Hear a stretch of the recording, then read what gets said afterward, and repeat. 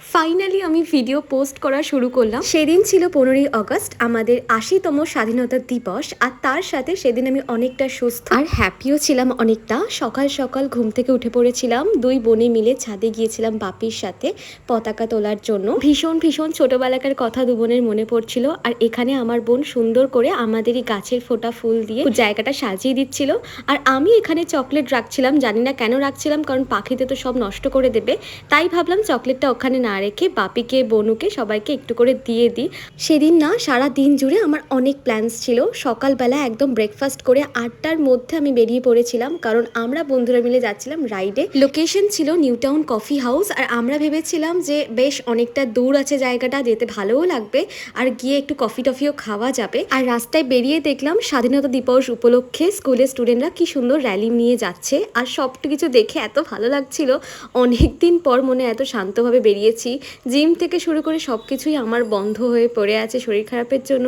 But কতদিনই আর শরীর খারাপ থাকতো বলো। একটু রেস্ট নিয়েছি, সব কিছু কাজবাজ থেকে বহু দূরে থেকেছি, but finally I am here.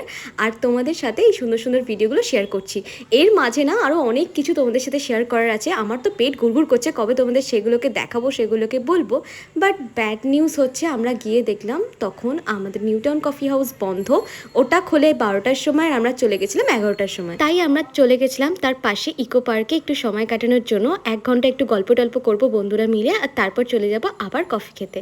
আর এই যে আমি ওখানে গিয়ে দেখলাম তো জায়গাটা একদমই ফাঁকা। আমি না প্রচুরবার রাত্রিবেলায় জায়গাটাতে এসেছি, কিন্তু দিনের বেলা খুব কমই আসা হয়েছে। এটা নিয়ে মনে 2বার এলাম।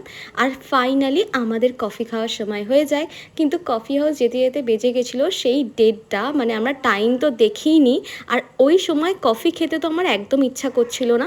এই আইটেমটা ছিল চিকেন প্যান্থরাস, বেশ ভালো লেগেছিল। বাট চাইনিজ আমি একদমই খাই না, তাই আমি বেরিয়ে একটা ম্যাগনামের আইসক্রিম খেয়েছিলাম। বাড়িতে এসে আমাকে লাঞ্চ করতে হয়েছিল, কারণ আমি ওখানে কিছুই খাইনি। তারপর আমি রেডি হয়ে নিয়েছিলাম। দেখো, রাইড করতে আমার খুবই ভালো লাগে, তবে আমি তো আর গাড়ি চালাই না, আমি তো পেছনে বসে থাকি। তো মাঝে মাঝে জিনিসটা বোরিংও হয়ে যায়। বাট বন্ধুদের সাথে গেলে আমার তো খুবই ভালো লাগে।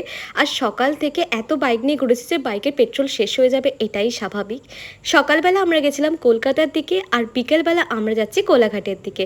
না, প্রপার আমরা কোলাঘাটে তো যাচ্ছিলাম না। এক্ষুনি তোমরা বুঝতে পারবে কোথায় গিয়েছিলাম আমরা। ধুলোগড় টোলটা আমরা জাস্ট ক্রস করলাম আর আমরা পৌঁছে গেছিলাম আজাদ হিন্দ ধাবাতে। মাঝে মধ্যে আমাদের কলকাতা ছাড়া দূরে কোথাও যেতে ইচ্ছা হলে আমরা তো এইখানেই চলে আসি। তবে কলকাতাটা আমার বাড়ি থেকে একটু বেশিই কাছে, এই জায়গাটা বরঞ্চ অনেকটা দূর।